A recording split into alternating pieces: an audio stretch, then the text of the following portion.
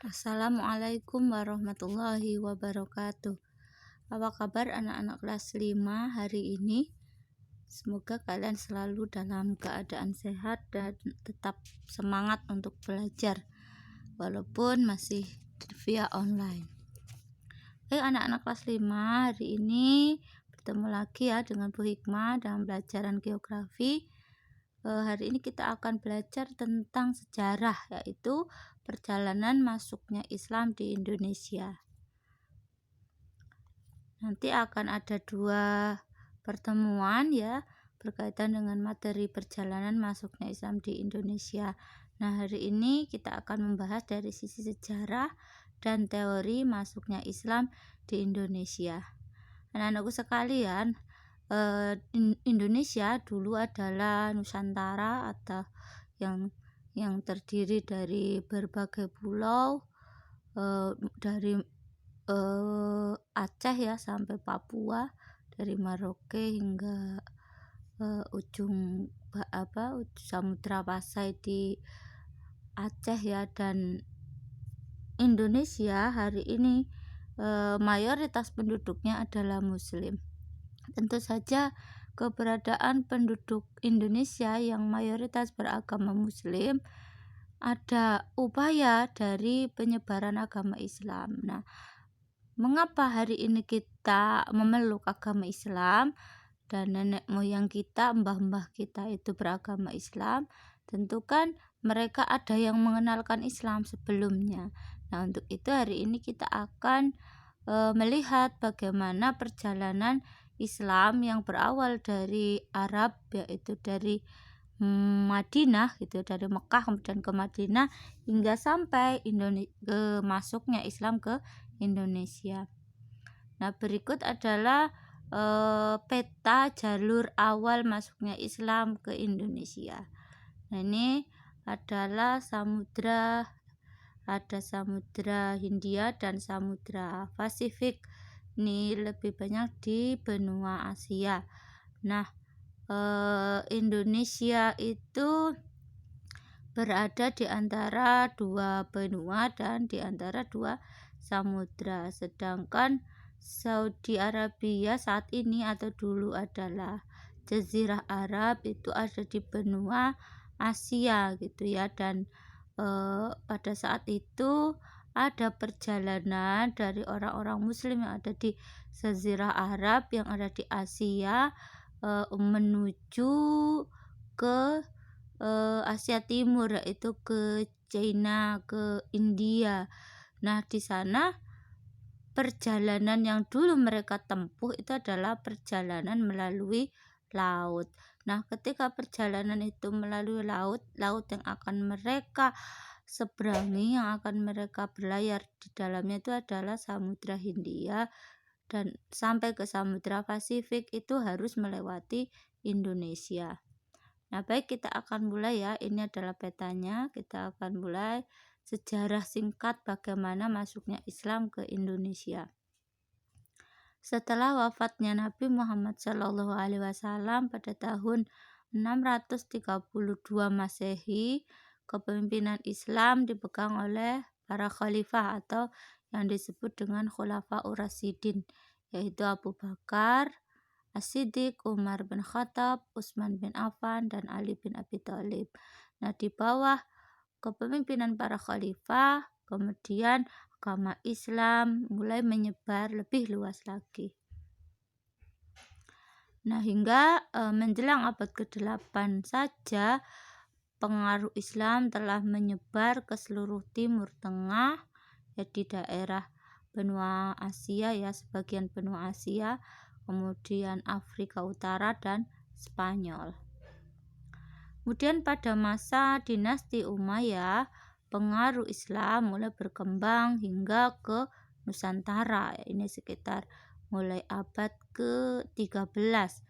Pada saat itu masa Bani Umayyah ya itu sudah mulai berkembang di daerah Nusantara. Jadi Nusantara dulu termasuk daerah Malaya, yaitu Malaysia, Brunei, itu Filipina. Nah, di situ Islam mulai masuk ya, karena ada interaksi antara orang-orang Islam yang ada di Timur Tengah dengan penduduk di Nusantara. Nah, sejarah mencatat bahwa kepulauan-kepulauan yang ada di Nusantara merupakan daerah yang terkenal sebagai penghasil rempah-rempah terbesar di dunia. Jadi Indonesia, atau yang dulunya adalah, ya belum ada Indonesia ya, tapi kita sebut sebagai Nusantara, itu adalah negara yang negeri-negeri yang menghasilkan rempah-rempah. Jadi rempah-rempah, bumbu-bumbu yang disukai oleh masyarakat Arab dan Eropa, sehingga orang Eropa maupun orang Arab, India, itu Persia sering membeli ya rempah-rempah dari Indonesia. Nah, ini ada perdagangan yang terjadi antar negara pada saat itu. Nah, masih sejarah singkat masuknya Islam ke Indonesia. Tadi karena banyaknya pedagang ya, Indonesia Nusantara yang kaya akan rempah-rempah, sehingga membuat banyak pedagang dari berbagai penjuru dunia datang ke Nusantara untuk membeli rempah-rempah yang akan dijual kembali ke daerah asal mereka. Nah, saat itu biasanya menggunakan kapal ya. Termasuk juga ada pedagang Arab ya, kemudian pedagang Persia dan pedagang Gujarat. Selain berdagang, para pedagang muslim tersebut juga berdakwah kemudian untuk mengenalkan agama Islam kepada penduduk lokal, sehingga akhirnya ada terjadi pernikahan dan sebagainya yang nanti akan kita bahas cara masuk Islam ke Indonesia di pekan depan itu ya. Akhirnya penduduk lokal sudah mulai ada yang masuk Islam, ada perkampungan-perkampungan di tepi laut gitu ya, di pantai, yang langsung berinteraksi dengan pedagang Arab, pedagang Persia dan pedagang Gujarat. Mereka kemudian mengenal Islam. Nah, ada beberapa pendapat terkait kapan Islam itu masuk ke Indonesia. Awalnya ya, awal masuknya Islam ke Indonesia. Nah, ini pendapat yang pertama, yaitu Islam itu masuk ke Indonesia atau ke wilayah Nusantara sudah pada abad ke-7. Nah, abad ke-7 ini masih pada masa kekhalifahan Utsman bin Affan. Yang ini ditunjukkan dengan berbagai bukti ya, yaitu dari adanya seminar masuknya Islam di Nusantara yang diselenggarakan di Aceh sebagai dasar ya, sebagian dasar atas adalah catatan, ini ada catatan perjalanan Al-Mas'udi yang menyatakan bahwa pada tahun 675 Masehi terdapat utusan dari Raja Arab Muslim yang berkunjung ke Kalingga. Kalingga itu adalah kerajaan yang ada di Sumatera ya. Pada tahun 648 diterangkan telah ada koloni Arab di pantai timur Sumatera. Nah, ini ya di Barus itu ada makam ya, makam yang bertuliskan Arab itu. Nah, ini sudah ada pada tahun 648 gitu ya. Nah, ini menunjukkan bahwa Islam itu ternyata sudah ada, sudah dipeluk oleh sebagian penduduk lokal, yaitu penduduk Nusantara, berawal dari Sumatera ya, bagian barat, yang kemudian saat itu memang masih dipeluk oleh koloni-koloni gitu ya. Jadi ketika ada koloni Arab di daerah Sumatera kan otomatis di situ mereka berkeluarga gitu ya. Dan ini menunjukkan kemudian adanya Islam di tengah-tengah penduduk Nusantara. Kemudian yang kedua itu dari Hari W. Hazard dalam Atlas of Islamic History tahun 1954 diterangkan bahwa kaum muslimin masuk ke Indonesia pada abad ke-7, yang dilakukan oleh pedagang muslim yang selalu singgah di Sumatera dalam perjalanannya ke Cina. Nah, ini ceritanya yang ini juga cukup masuk akal ya kalau kita kemudian melihat pada masa Utsman bin Affan itu kan Khalifah Utsman bin Affan mengutus Sa'ad bin Abi Waqqas itu ke Cina gitu ya. Dan di sana terjalin hubungan kenegaraan antara khilafah Islam yang dipimpin oleh Utsman bin Affan dengan kekaisaran yang ada di Cina. Nah, berarti kan kaum muslimin dari Arab itu berjalan ke Cina. Nah, kalau berjalan ke Cina otomatis mereka harus melewati wilayah Indonesia gitu. Karena itulah jalurnya gitu, jalur pelayarannya. Dan ini membuktikan bahwa ternyata pedagang muslim yang ada yang dari Arab yang akan melakukan perjalanan ke Cina, mereka singgah di Sumatera dalam perjalanannya ke Cina. Berarti kan otomatis sudah ada interaksi atau ada hubungan ya antara masyarakat di Aceh itu di Sumatera dengan penduduk muslim yang akan melakukan perjalanan di Cina. Nah, ini sangat masuk akal gitu ya, karena Nusantara itu adalah jalur dari lalu lintas antara orang yang dari Arab yang notabene beragama Islam ingin ke Cina. Nah, itu pendapat. Kemudian pendapat yang ketiga itu menurut Profesor Sayyid Nukaib Alatas ya dalam Preliminary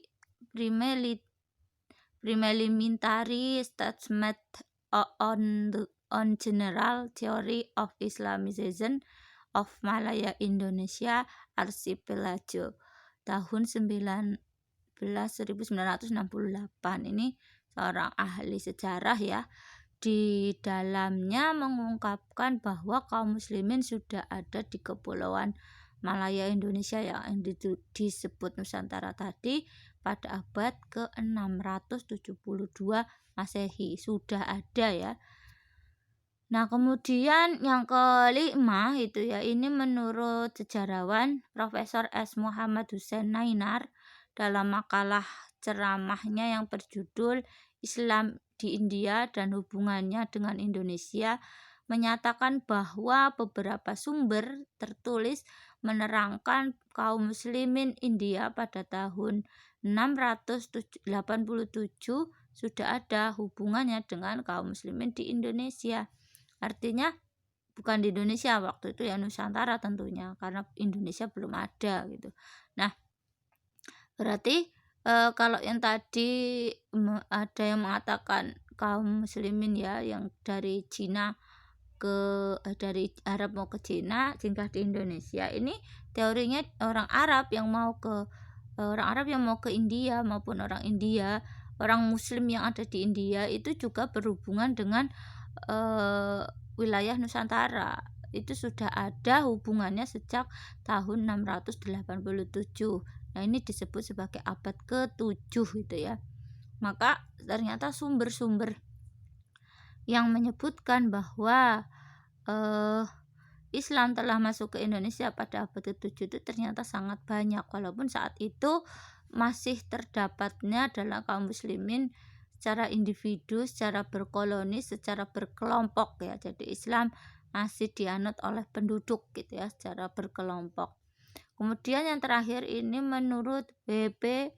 Grioneward dalam History Notes on Indonesia and Malaya compiled from China sources menjelaskan bahwa pada hikayat dinasti Taang memberitahukan adanya Arab Muslim yang berkunjung ke Holing ya. Holing itu dulu namanya Kalingga gitu ya, tahun 674 atau Taksin itu namanya untuk julukan orang Arab gitu ya, orang Muslim Arab. Ini dari hikayatnya orang-orang Cina gitu ya.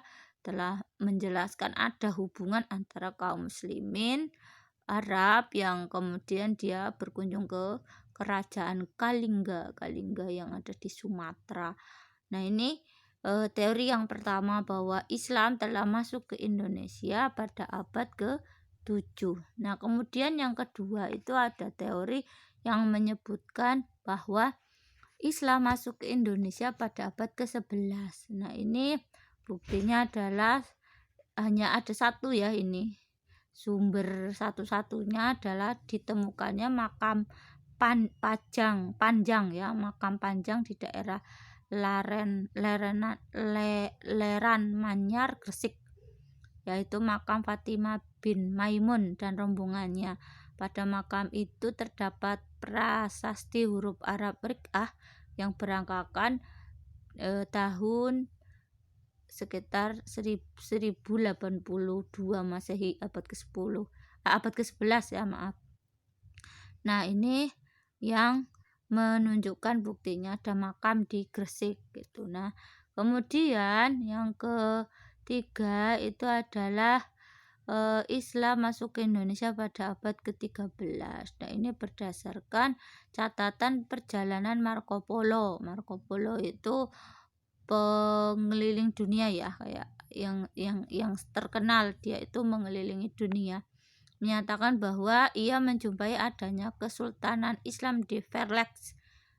Verlek itu kemungkinan namanya Perlak ya, ini di Aceh, itu tahun 1290 2 Masehi, abad ke-13 ya. Ini kerajaan Perlak di Aceh. Kemudian menurut KFH Van Langen ya, berdasarkan berita Cina telah menyebutkan adanya Kesultanan Pasai yang mungkin disebut dengan Samudra Pasai gitu ya. Ini Kesultanan Samudra Pasai di Aceh pada tahun 1298 Masehi. Kemudian menurut J.P. Mokwitze dalam The Grafstein Tapes and Gris Vergeleken met der Gilet Monumenten Auhindesten, ini bahasa bahasa Belanda ini, menyatakan bahwa Islam itu masuk ke Indonesia pada abad ke-13. Ini sejarawan dari Belanda kayaknya dari Belanda ini. Kemudian beberapa sarjana barat seperti R.A. Kern, Senojorgaya, dan Skriks lebih cenderung menyimpulkan bahwa Islam masuk Indonesia pada abad ke-13 berdasarkan sudah adanya beberapa kerajaan Islam di kawasan Nusantara. Jadi ini para sarjana barat itu menyimpulkan Islam masuk ke Indonesia abad ke-13 itu karena sudah ada kerajaan-kerajaan Islam di wilayah Nusantara, seperti kerajaan yang tertua itu kerajaan Samudra Pasai itu muncul juga pada abad ke-13. Kemudian ada kerajaan Aceh Darussalam, Kesultanan Aceh Darussalam, dan banyak lagi kesultanan-kesultanan yang muncul di wilayah Sumatera hingga kemudian abad ke-13 akhir gitu ya, abad ke-14an Islam mulai masuk ke wilayah Jawa, yaitu di Demak yang pertama ya. Nanti insya Allah akan kita bahas ke depan. Nah, ada beberapa teori ya. Teori masuknya Islam ke Indonesia itu dibawa oleh siapa? Yang pertama itu teori Gujarat. Nah, teori Gujarat ini dipelopori oleh Senojorgaya. Ini adalah seorang Belanda yang pura-pura masuk Islam ya untuk melemahkan kaum muslimin, ini Senojorgaya. Nah, dia pura-pura haji masuk Islam tapi sebenarnya untuk menghancurkan Islam dari dalam. Ini sejarah barat itu ya, tidak harus dipercaya bahwa agama Islam masuk ke Nusantara pada abad ke-13 Masehi dibawa oleh pedagang dari Kambai atau Gujarat, India. Pedagang Islam dari Gujarat menyebarkan Islam dengan bukti-bukti antara lain ada ukiran batu nisan gaya Gujarat, adat istiadat, budaya India, Islam. Nah, kemudian yang kedua ada juga teori Persia. Teori ini dipelopori oleh P.A. Husain Hidayat. Ini kemungkinan orang Indonesia. Nah, teori Persia ini menyatakan bahwa agama Islam dibawa oleh pedagang dari Persia, sekarang Iran ya, karena adanya beberapa kesamaan antara kebudayaan masyarakat Islam Indonesia dengan Persia. Para pedagang Persia menyebarkan Islam dengan beberapa bukti, antara lain ada gelar syekh gitu ya, bagi raja-raja di Indonesia, pengaruh aliran Wahdatul Wujud atau Syekh Siti Jenar. Ini sebenarnya aliran yang sesat ini. Pengaruh mazhab Syiah, Tabut Hasan dan Husain, ini juga ada di Indonesia. Bahkan kebiasaan orang Indonesia ada suronan gitu, kemudian ternyata ada apem gitu ya, itu ada disebutnya kasan kusen gitu, itu ternyata tradisi Syiah ya yang diajarkan, dan kadang kaum muslimin tidak menyadari kalau itu adalah ajaran Syiah.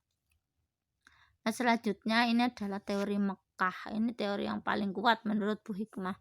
Teori ini adalah teori baru yang muncul untuk menyanggah bahwa Islam baru masuk ke Indonesia pada abad ke-13 dan dibawa oleh orang Gujarat. Teori ini mengatakan bahwa Islam masuk ke Indonesia langsung dari Mekah atau Arab sebagai pusat agama Islam sejak abad ke-7 gitu ya. Pedagang Persia, nah ini maaf, ini ada kesalahan ya. Ini Bu Hikmah kayaknya salah naruh gitu ya. Nah, itu teori yang terakhir, yaitu teori Mekah. Jadi sebenarnya kesimpulannya bahwa Islam masuk ke Indonesia sebenarnya sudah mulai abad ke-7 gitu ya. Tetapi kemudian baru Islam itu diterapkan dalam sebuah kesultanan, dalam kerajaan itu memang pada abad ke-13 mulai terkenalnya, mulai kuatnya. Sebenarnya dari abad ke-7 Islam itu sudah ada gitu, sudah ada di Indonesia. Banyak penduduk Nusantara lah ya yang sudah masuk Islam. Nah, itulah beberapa sejarah masuknya Islam di Indonesia, dan dari sisi teori ya tentang masuknya Islam ke Indonesia. Jadi nanti kalian bisa melihat jejak khilafah di Nusantara ya, kalau yang sudah nonton filmnya, tapi itu filmnya panjang 1 jam. Nah, itu sedikit menambah wawasan kita ya anak-anak mungkin tentang proses masuknya Islam ke Indonesia. Mungkin itu, jika nanti anak-anak ada yang masih bingung silakan diceritakan dengan orang tua, atau ada pertanyaan silakan japri Bu Hikmah, insyaallah sebisa mungkin akan Bu Hikmah jawab. Nah, itulah proses masuknya Islam ke Indonesia dalam beberapa teori ya. Kita mengambilnya memang dari pakar-pakar sejarah gitu ya. Nah, mungkin itu dulu pertemuan kita hari ini. Terima kasih atas perhatiannya. Wassalamualaikum warahmatullahi wabarakatuh.